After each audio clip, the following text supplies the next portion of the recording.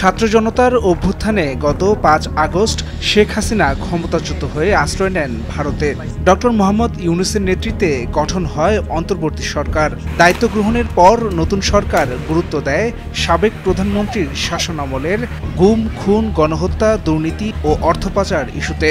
এসব ঘটনায় দায়ের করা মামলায় জড়িতদের গ্রেপ্তারের পাশাপাশি চলছে বিচার প্রক্রিয়া।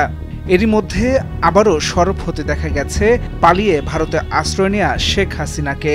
ষড়যন্ত্রের মাধ্যমে দেশকে অস্থিতিশীল করে সুযোগ নেয়ার আভাস পাওয়া গেছে সম্প্রতি ফাঁস হওয়া তার একের পর এক ফোনালাপে। এমন পরিস্থিতিতে আন্তর্জাতিক অপরাধ ট্রাইব্যুনাল শেখ হাসিনার বিদ্বেষমূলক বক্তব্য প্রচারে গণমাধ্যম ও সামাজিক যোগাযোগ মাধ্যমের উপর নিষেধাজ্ঞা দিয়েছেন। এদিকে মঙ্গলবার মার্কিন পররাষ্ট্র দপ্তরে সাংবাদিকদের বিভিন্ন প্রশ্নের জবাব দিয়েছেন দপ্তরের মুখপাত্র ম্যাথিউ মিলার। সাবেক প্রধানমন্ত্রী শেখ হাসিনার বক্তব্যের ওপর বাংলাদেশের আন্তর্জাতিক অপরাধ ট্রাইব্যুনাল নিষেধাজ্ঞা দিয়েছে, যা সাংবিধানিক অধিকার লঙ্ঘন এবং বাক স্বাধীনতা বিরোধী। এ ব্যাপারে যুক্তরাষ্ট্রের মন্তব্য জানতে চাওয়া হলে এ ব্যাপারে কোনো কথা বা মন্তব্য করতে রাজি হননি দপ্তরের মুখপাত্র ম্যাথিউ মিলার।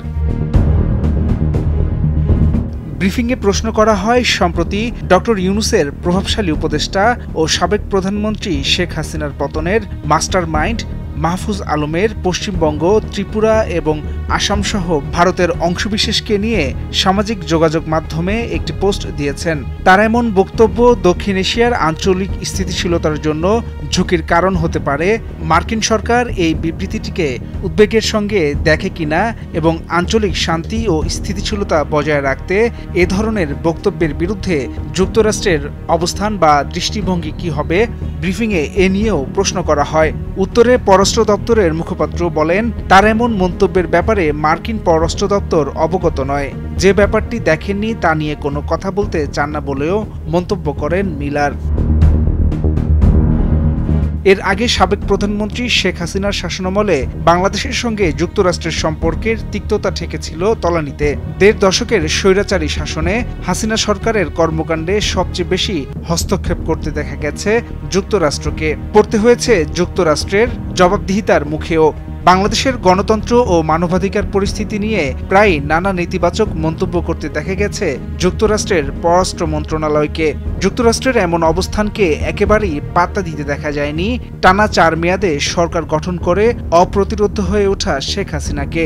বরং যুক্তরাষ্ট্রের সঙ্গে সম্পর্ক না রাখার হুমকি দিয়ে আসছিলেন তিনি। অভিযোগ করেছিলেন যুক্তরাষ্ট্র তাকে ক্ষমতা থেকে নামাতে চায়। এমন অভিযোগ নিঃসন্দেহে বিব্রতকর ছিল যুক্তরাষ্ট্রের জন্য। হাসান শাব্বির, ভোরের কাগজ।